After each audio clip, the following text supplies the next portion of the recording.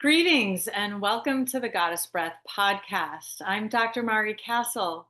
Thank you so much for tuning in today. And I am super excited about doing this podcast with a friend that I just recently met, a guest that is such a light in this world and has a very important message, Lesley Nicole. And Lesley, you can say hi for just a second if you like to. Just say hello, and then I'm just, I yeah, think you guys are fantastic humans. I'm excited to be here, Mari. thank you. And thank you so much for being here and taking the time. So I just want to start out saying kind of how this came together because we were both at a conference just a couple of days ago, and I heard your message and I was so touched, as was everybody in the room. There was about, I don't know, 100 people in the room. So I went up to you after and I said, wow, thank you for sharing what is needed in this world today. And you'll share what that message is.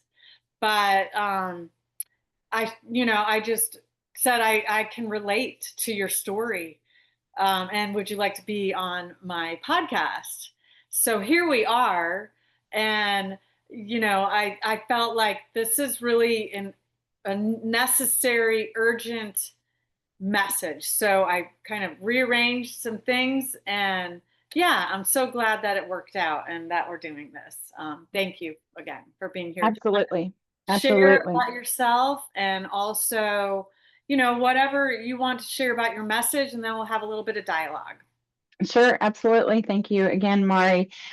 And yeah, it's so powerful when we come together and that our lives, and our paths crossed just a little while ago and under, it being a meaningful, impactful moment. And it was for me as well. And to see the impact that I had on the room was also very moving to me as well. And so I think that that's a beautiful synergy that we create when we have connection and a shared experience. And gosh, a little bit about me is that, well, first, I've been doing coaching and consulting for an extremely long time, over 25 years. I just stopped counting after 25 because I'm only 25. So, I've been doing it since birth. I love. Um, Not that my oldest isn't way older than that, but we'll just leave it at that. So, I actually started in coaching before it was called coaching. It was just consulting back then, and then it became in the early 2000s that it became regulated and thing. I'm like, well, I've been doing that for years, so yes. And so I got my certification way back in 2009, I believe it was, and continued to be on as an ICF member.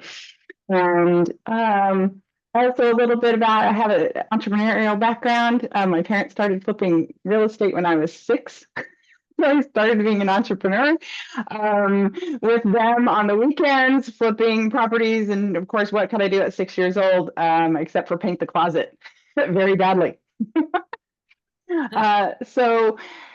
Just growing up, I can tell a little bit more of my story later when you ask me. And but for now, the biggest thing that I would say at this moment in our conversation is that my passion and commitment to children and the adults who guide them is my heart and passion and fire, and will and working to it being my legacy that will be continued and be a baton that is passed on.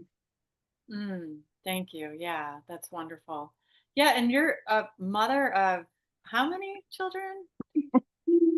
Yes, so I raised 5 kids, and then I've also fostered 16 more, not all at the same time. I always have to follow it up with that because everyone goes like 21 kids all at the same time. No, I did not have a hotel.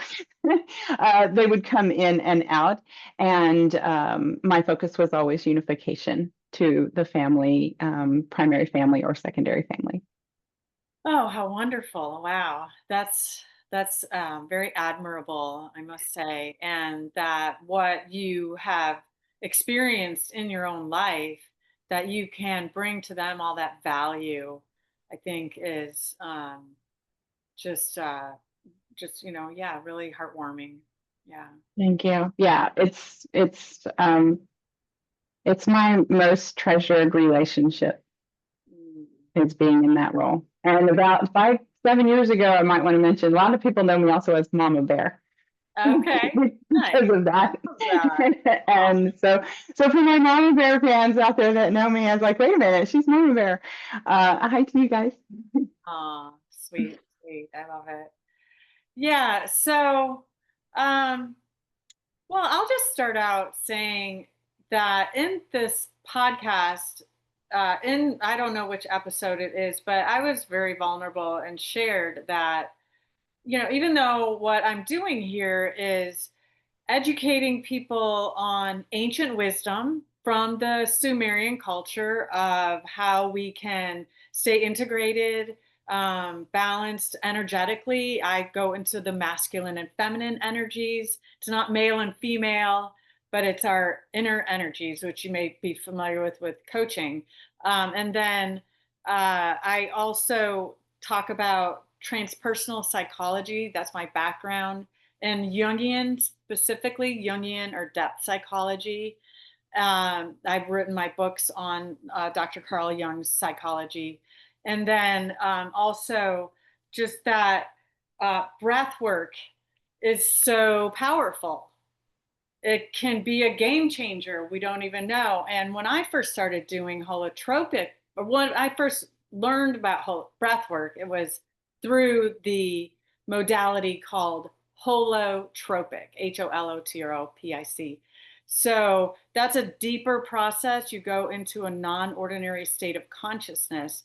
And I don't want to go all into that, but that then over the years, I realized, we just need breath work. I mean, if holotropic breath work isn't for everybody, we need it. I'm trained in that. I offer those workshops for people to take that deeper dive. But then I also just recently developed a breathwork and transformation course where it's learning all different breathwork techniques, because to find a breathwork technique that works for you, right? That's the idea, because that's what's going to help you do it. As a coach, people aren't going to just do what you tell them. They're going to do what they feel drawn to or what resonates with them. Yeah. So very much the same as that particular program. And that, what I was starting out saying is that really this is because I struggled so much as a teenager with not wanting to be here, like feeling like I was out of place, I didn't belong. I just, I don't know, I didn't connect. I was suicidal for, I want to say like 14, 15 years that I recall, Yeah. until I really was able to, I did holotropic breath work. That was really where the tables turned for me. My viewpoint switched, and it was through my teacher, Dr. Stan Groff, referring to the phrase, "This too shall pass." So I knew then that this would be something that would help me get through those times when I really struggled. Right. That also he talks about when we go into those non-ordinary states of consciousness, it's accessing another realm of consciousness.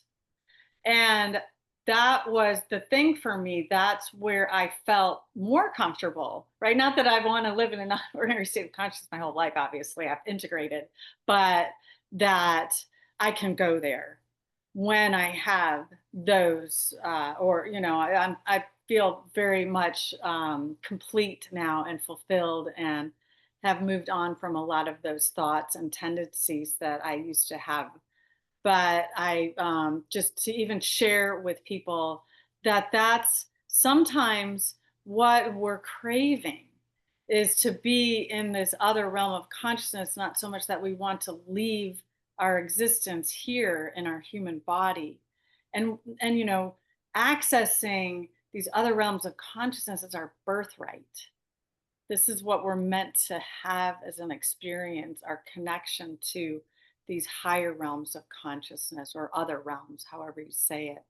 So I just wanted to start out saying that And I'd love to hear, what your experience was, and like what you shared at the conference, Yeah. because that was just so moving for everyone in the room. Yeah. Oh, well, and I feel that as far as the journey that you've had, and that it's a challenge because I share some of that language in my journey as well. And thank you for the opportunity to be able to share a little bit more about me and my journey of how I am to where I am today. And what I shared at the conference is that I was 13 years old when I walked into the family garage with the door closed and turned the car on. And I was a cheerleader. I had good grades. I had a loving family, two parents that adored me, upper middle class home. I mean, all the trappings that would say I'm totally fine, right? And my parents had no idea, no warning signs, nothing from me. That was what I felt was my job because I wanted to be the good little girl. I wanted to make them proud of me. And yet I just had this burning question all the time. What is wrong with me? I just don't feel like I can do anything good enough. And it didn't matter where it was, right? So it was every single space and where I turned. And I didn't feel safe to be able to share what I was thinking because I was like everything around me, and especially a lot of the external messaging at that time was, look out for number one, and if it's up to you, it's if it's meant to be, it's up to me. And so I just kept going like, why can't I get it together? Why are all these things happening to me, and why am I feeling this way? And I just ultimately came to the thought and decision that the world would be better off without me, and I was just causing a problem. And it didn't end that day when I stayed, right? I'm still here. And Thank goodness. Thank goodness. Yes. and the unfortunate part of it is that thousands every single year are not. And one of the things that I shared at the conference was that um, youth suicide is the leading cause of death. It's not the leading, the second leading cause of death from kids 10 to 24, like 2-year-olds. Another startling statistic I didn't share there is girls from 9 to 12, I think it was 9. I know it's 9 because I remember thinking like a 9-year-old. That 67% of them have actively made a plan. Mm-hmm. And I'm like, I mean, I still get chills. Still get chills when I even think about it. Just now, yeah. Mm-hmm. Yeah, yeah. And yeah, I can identify with them as well, right? In that young, tender age that you're feeling this sense of overwhelm and not knowing where to turn. Because 70% of those cases of attempts, whether they were successful or not, 70% of the adults in their lives, not just their parents, teachers, coaches, things like that in their lives, they all say the same thing. I had no idea. No idea. And that is because the ones that are smiling sometimes are the ones that need the most help, and they're the best at hiding it. Mm-hmm. And so those are the statistics that we have. And so that's where, my organization started out with a focus on character building. And then when the pandemic hit, and we already had a mental health crisis. And then they were homeschooling, and they were, the kids are now at home, the parents are still at home, like everyone was struggling and overwhelmed. And I had already done that. So with my kids, I worked from home. I had my entrepreneurial spirit, working from home, and homeschooling some of my children that needed it. And this was back in early 2000, right? Even before then. So like like been there, done that. There were no books. No one had ever done that back then. So, it was trial and error. And so that's what I saw was this overwhelm from everybody and going, I've done that. There's some solutions, and that it was just going to get worse. And it did, and it has. And so that's where the shift over to the techniques that I was doing before and the skills that I taught before ultimately had that same end result. This is just more purposeful and direct to say this is actually what's at play, that this actually saves lives by creating those deep, meaningful, trusting relationships that they can come to you with anything, which is the name of my next book that's coming out. Yeah, you can come to me with anything. Wow, I love that. Yeah. Yeah, it's right. And that I remember you saying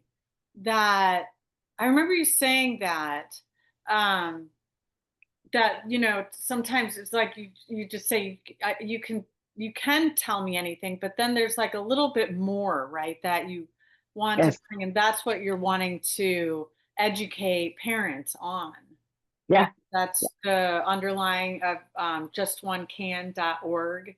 Yeah. Yeah. Yeah. So great question. Thank you for this way to dive deeper into that. So let me start with, just one can is on the basis of just one smile, just one word, just one conversation, just one hug, just one thing.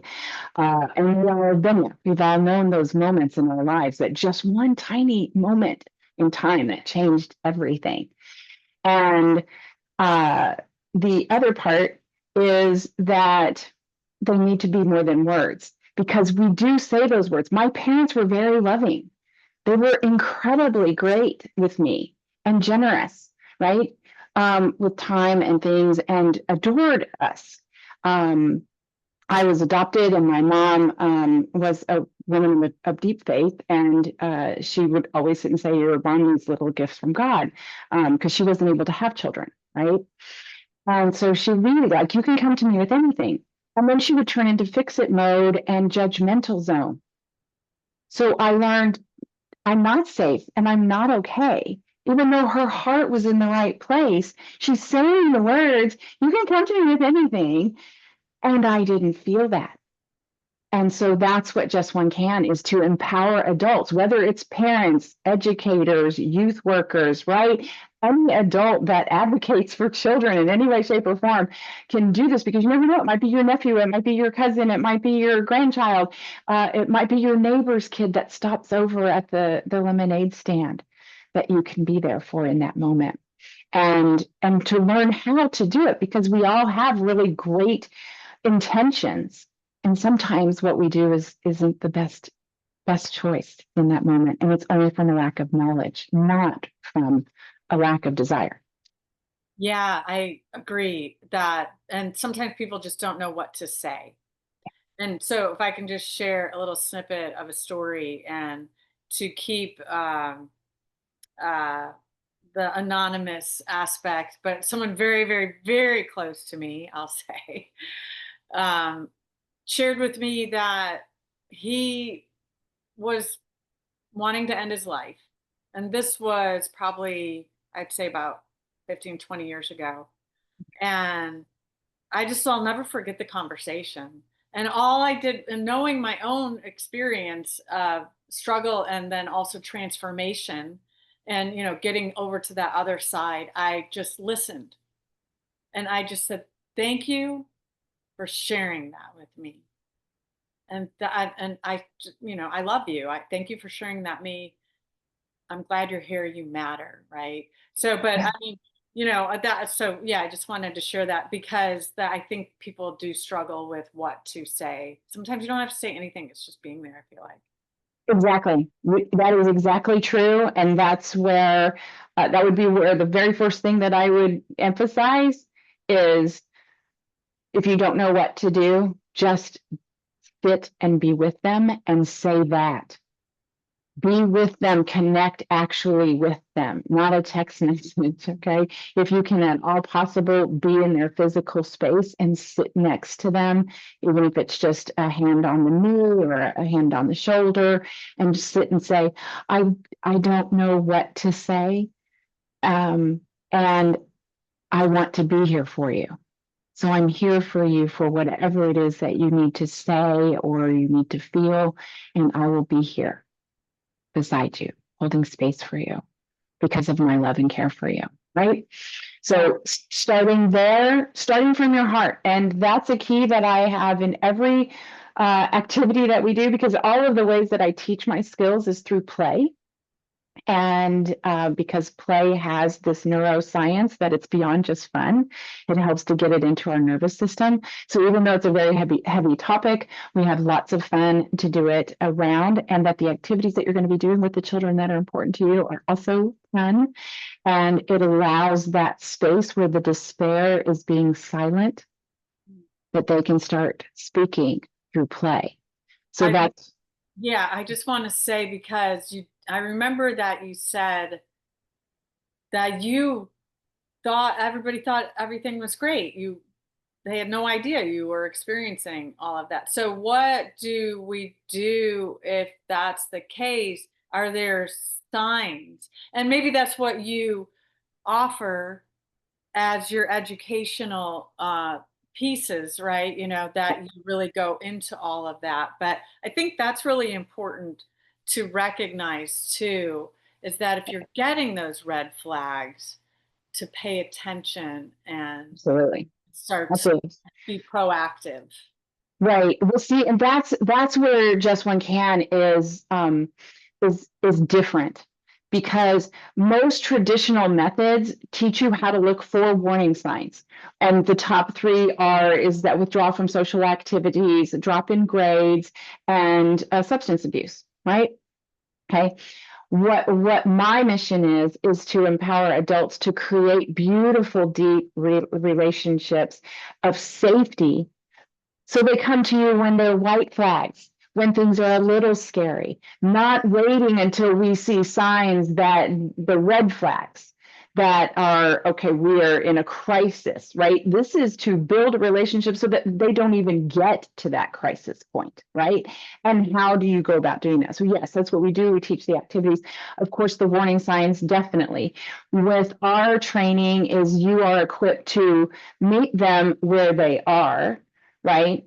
And like that one story that I shared was a woman who wasn't even concerned about her child. She came to the workshop because she was on the leadership team of the facility that was hosting the program, right? And yet then she implemented one of the activities, and her own son, varsity soccer player, good grades, awesome personality, didn't think anything for him.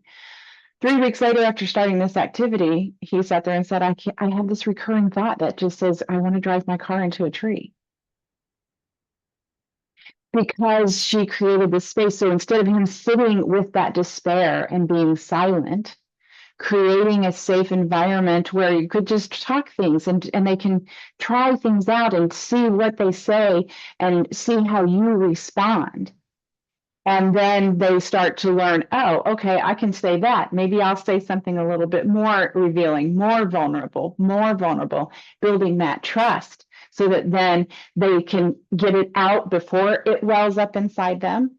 And if it is when you meet them at where they're at and they are in crisis, they're going to spill the beans. They're going to open up, because the children, it's not the tragedy, as I said, is not that they don't have the words to say. The tragedy is that an adult hasn't held the space for them to be safe to do so. Wow, I love that. I love that. Holding space is so huge. And I love that aspect of safety, because you can't be vulnerable unless you feel safe. Right? Yeah. Because people will sit there and say, well, just tell me everything about you. Tell me whatever's going on. Tell me what your challenges are, or that they're saying what's hard if you don't feel that you can trust them with Mm, those things, because we all know that even as adults, we know the people that we can trust with our vulnerability and those that we can't. right? Who is going to hold space and be kind and loving and accepting, and those who are going to be judgmental and Yeah. ridicule and right? Or the N word. Just narcissistic, but yeah, right. Yeah, Because yeah, yeah, because they can't hold that space, right? right. So, I mean, and Brené Brown, she was monumental in putting together about vulnerability. And then, in I think it was her second book, it was that she was sitting to learn. You don't just be vulnerable with everybody. They have to earn that right. You Yeah, have to earn that right. And so that's what Just One Can. That's what we teach to all the adults is how to earn that trust, how to create it. nice. Yeah, Wow. yeah, Well, that's wonderful. And thank you for your, time and energy and all of what you're putting into that because I mean, that I feel is just hugely necessary. I feel like there's more people than we realize beyond the statistics of our youth and early adults.